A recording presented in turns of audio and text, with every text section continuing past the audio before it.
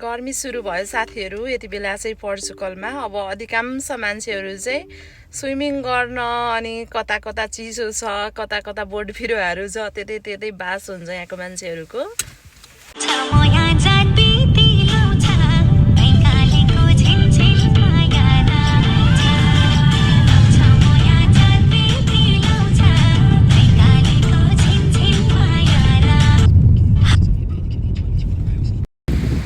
समुद्रमा चाहिँ हामी मात्र घुम्न आएका छैनौँ साथीहरू, को साथमा आएका छन् म हजुरहरूलाई क्यामेरा ब्याक गरेर देखाउने छु है त। हेर्न सक्नुहुन्छ साथीहरू, हामीसँग चाहिँ परेवा पनि, परेवा सँगसँगै साथीहरू डगी पनि ल हेर्नु, डगी चाहिँ यहाँनिर समुद्रमा खेलिरहेको छ। समुद्र हेर्न आएको छ डगी पनि।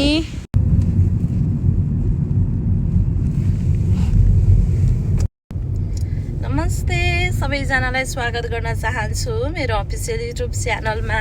अनि के छ हजुरहरूको खबर? सबैजना सन्चै आरामै स्वस्थ व्यस्त सुरक्षित हुनुहुन्छ होला। आई थिङ्क म पनि एकदमै ठिक छु। आजको मेरो यात्रा रहेको छ साथीहरू बेल्जियममा, त्यतिर अजुदा भन्ने ठाउँमा जाँदैछौँ घुम्नको लागि। त्यहाँको ठाउँहरू कस्तो छ, त्यहाँको दृश्यहरू भिडियो मार्फत हजुरहरूलाई पक्कै पनि देखाउने नै छु साथीहरू। आज चाहिँ फाइनल्ली हामी चाहिँ अन द वेमै छौँ साथीहरू। यो चाहिँ ठ्याक्कै नेपालको जस्तो वन जङ्गल बोट बिरुवा हरियाली देख्न सक्नुहुनेछ हजुरहरूले। रोड यति सफा छ साथीहरू है, कुरै छोडौँ। डेभलप्ड कन्ट्री भनेको त डेभलप्ड कन्ट्री नै हो साथीहरू है। ल साथीहरू फाइनल्ली हामी अजुदा आइपुग्यौँ साथीहरू। अजुदा चाहिँ यस्तो छ देख्न सक्नुहुनेछ। अनि गाडीबाट निस्केर चाहिँ भिडियो बनाउन सकिँदैन, यस्तो गर्मी छ, यस्तो गर्मी छ साथीहरू। यो बेल्जियम समुद्रमा चाहिँ किन बाफ उठिरहेको छ कि धुवा छ। वास्तवमा के भएको रहेछ त्यहाँनिर म हजुरहरूलाई देखाउने छु गएर है त साथीहरू। ल यस्तो बाफ उडेको छ कि समुद्रबाट धुवा पुरै आगो लागे जस्तो।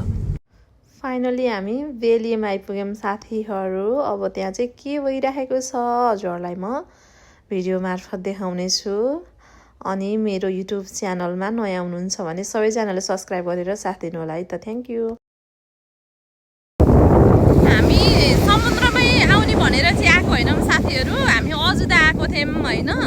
अजुदा घुम्नको लागि आउने क्रममा चाहिँ यहाँबाट चाहिँ एकदमै धुवा आयो कि एकदमै कुहिरो लाग्यो। अनि समुद्रमा के भयो भनेर आएको, यस्तो भइराखेको छ साथीहरू। माथि चाहिँ यस्तो गर्मी है, यहाँ त कति चिसो, तर स्विमिङ गर्ने जस्तो कन्डिसनै छैन साथीहरू, यस्तो चिसो छ। आयो साथीहरू, पानी आयो, पानी आयो। गए तर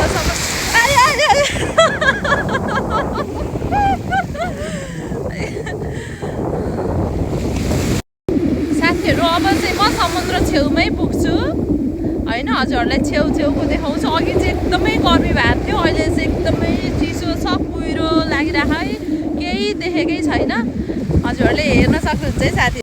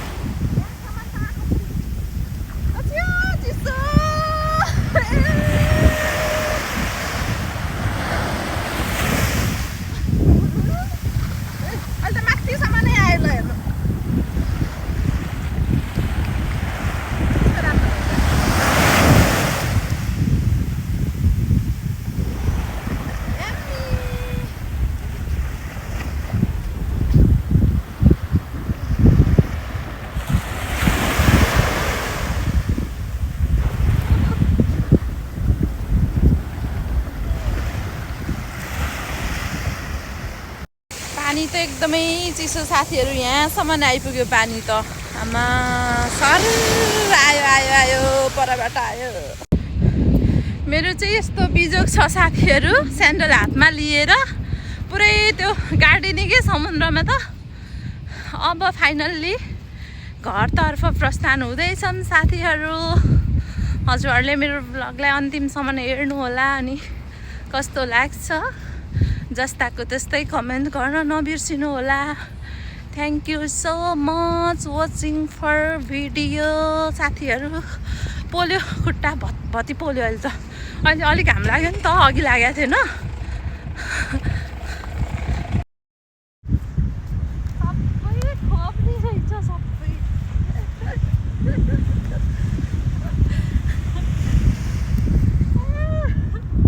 चप्पलको हालत यस्तो भयो साथीहरू।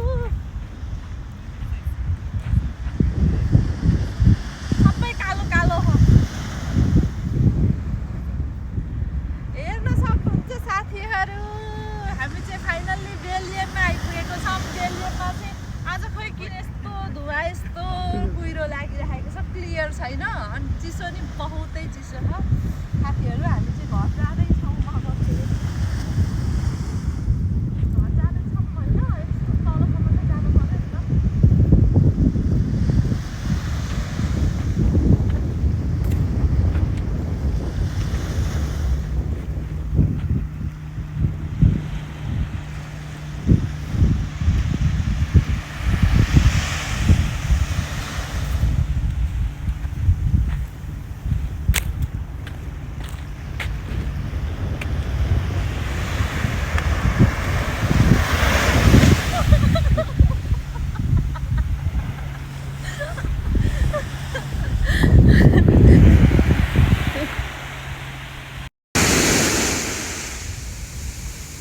ल माथिसम्म नै आयो साथी।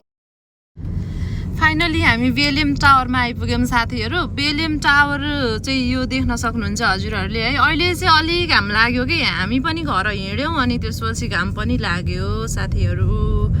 यस्तो नि हुन्छ त, नत्र हामी अलि टाइम बस्थ्यौँ नि। हामी चाहिँ घर हिँडिसक्यौँ अनि घाम लाग्यो।